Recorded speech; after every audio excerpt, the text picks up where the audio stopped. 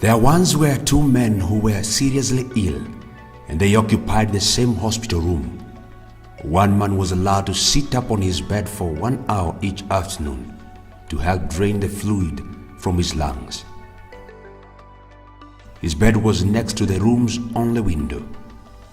The other man had to spend all his time flat on his back. The men talked for hours on end. They spoke of their wives and families, their homes, their jobs, their involvement in the military service where they had been on vacation. Every afternoon, when the man in the bed by the window could sit up, he would pass the time by describing to his roommate all the things he could see outside the window. The man on the other bed began to live for those 1 hour periods where his world would be broadened and enlivened by all the activity and color of the world outside. The window overlooked a park with a lovely lake. Ducks and swans played on the water while children sailed their model boats.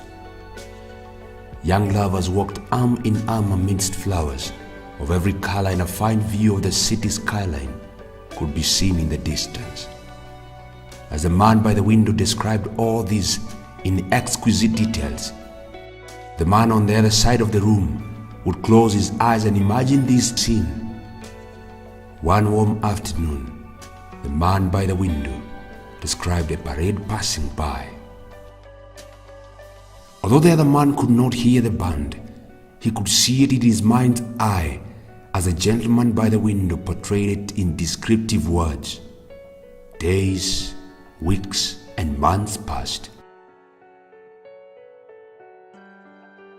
One morning, a nurse arrived with bathing water for them, only to find the lifeless body of the man by the window, who had died peacefully in his sleep. She was saddened and called the hospital attendants to take the body away. As soon as it seemed appropriate, the other man asked if he could be moved next to the window. The nurse was happy to make the switch, and after making sure he was comfortable, she left him alone.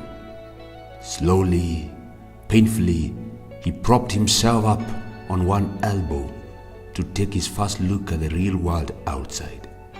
He strained to slowly turn to look out the window besides the bed.